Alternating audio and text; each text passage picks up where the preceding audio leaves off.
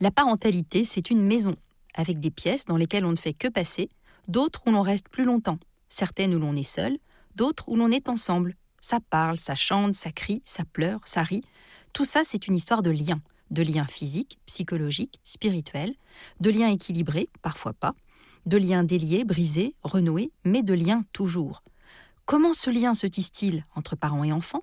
Comment l'entretenir, le rendre plus vivant, plus joyeux ? Allo Coach est là pour mettre un peu de lumière sur tout ça.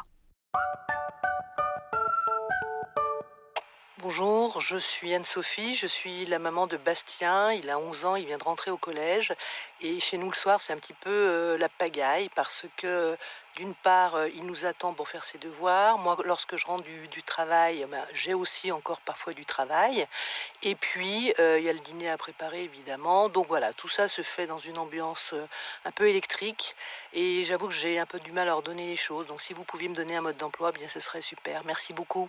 Bonjour, c'est Nathalie. Bienvenue dans ce nouvel épisode d'Allo Coach. Aujourd'hui, j'ai le bonheur d'accueillir Anne-Sophie qui, avec ses mots de maman, s'interroge à bon escient. Anne-Sophie, comme plein de parents, vous parlez des devoirs de Bastien comme d'une corvée. Dites-vous que si c'en est une pour vous, c'en est forcément une pour lui. Car sentir le stress et la tension chez ses parents ne permet pas d'être serein. Mais ça, on en parlera plus tard. Posez la question autour de vous et vous verrez qu'ils sont nombreux les parents qui n'aiment pas s'occuper des devoirs de leurs enfants.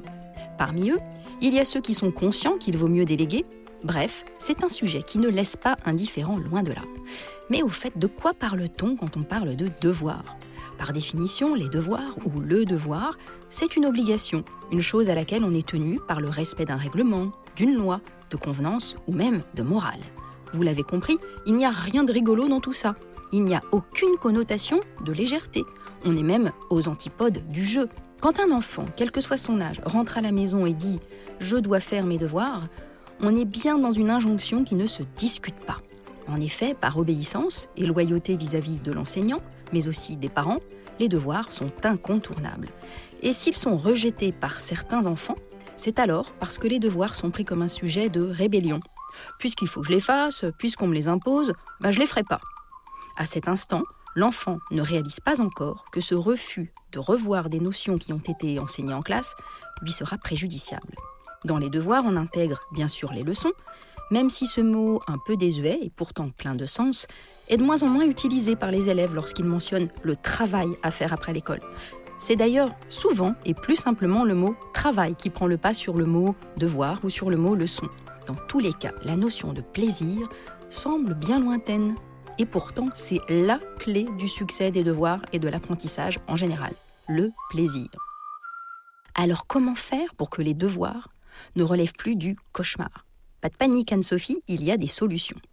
Bastien rentre de l'école ? Faites-lui faire un break. Impossible pour lui d'enchaîner directement sur la position assise face à un bureau avec des cahiers, des livres et des stylos. Bien sûr, il sort de plusieurs heures dans cette position, il a besoin d'une rupture. Comme un petit ordinateur, sa zone de stockage d'informations est saturée.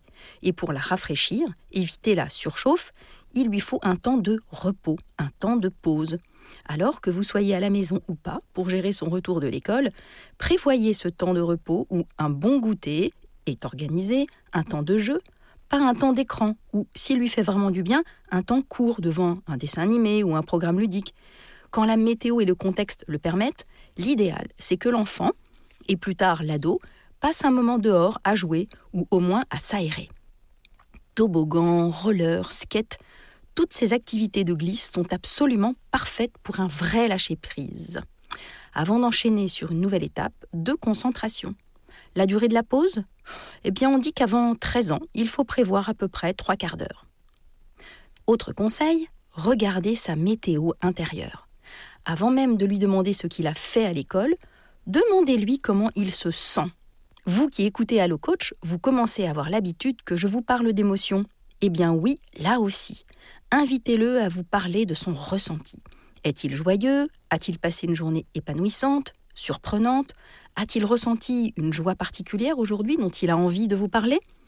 Amenez Bastien à parler de la façon dont il se sent, plutôt que de lui faire énumérer la liste de ses acquis et de ses devoirs. Ensuite, 3e conseil, mettez en place un rituel. Il arrive que ce soit l'enfant lui-même qui l'instaure. car il en a besoin pour se sécuriser et se ressourcer. S'il ne le fait pas, posez-le vous-même, naturellement. Au retour de l'école, ça peut être il se lave les mains jusqu'au coude pour une sensation de fraîcheur et de détente. Il goûte, puis il va dans sa chambre jouer ou se reposer 3 quarts d'heure. Ou bien, si c'est à l'extérieur, le long du chemin entre l'école et le parc, vous vous racontez mutuellement vos petites météos émotionnelles. Puis c'est goûter au parc, retour à la maison avec un chocolat chaud, éventuellement s'il n'a pas été pris à l'extérieur, dans la cuisine, avant de passer au devoir. Ces rituels posent un cadre et créent des souvenirs qui constituent des ressources apaisantes pour un enfant en situation de stress. 4e clé de la réussite, fixez une durée et surtout respectez-la.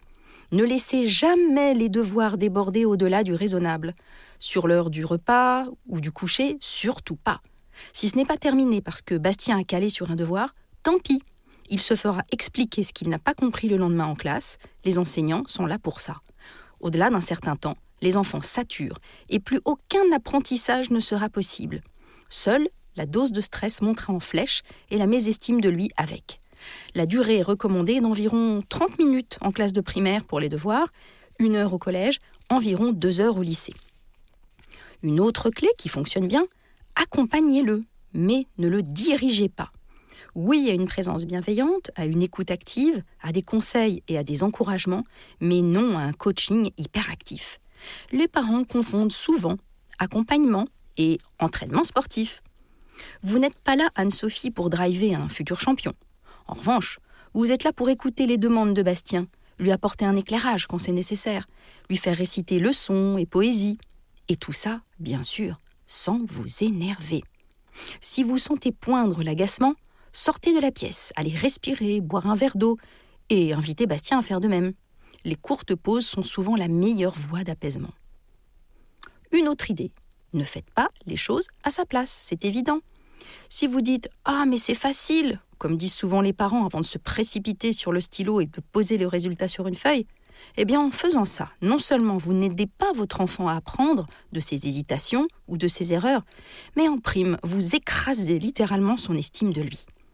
Papa sait faire ou maman sait faire, mais moi je suis nulle.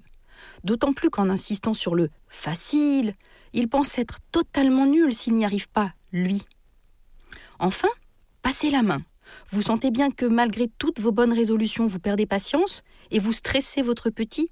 Proposez-lui de faire venir régulièrement, mais pas tous les jours, un étudiant, un coach scolaire ou tout autre adulte référent de son entourage. Se sentant soutenu, écouté, il aura davantage de plaisir à se lancer dans ses devoirs. 3 idées dans la poche. Et maintenant, Anne-Sophie, si je devais glisser 3 idées dans votre poche, ce serait 1.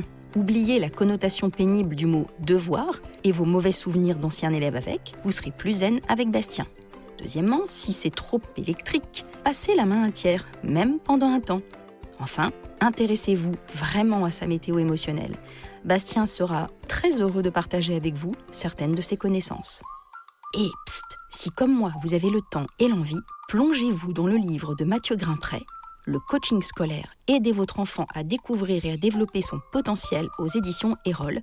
Même s'il y a le mot coaching dedans, c'est un outil extrêmement pratique et surtout bienveillant.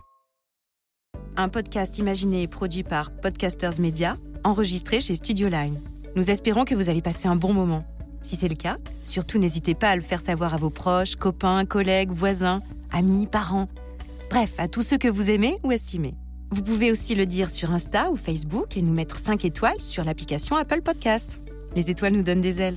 Enfin, écoutez-nous, réécoutez-nous et donnez-nous de vos nouvelles sur notre site www.podcastersmedia.com. Onglet Contact. À très vite.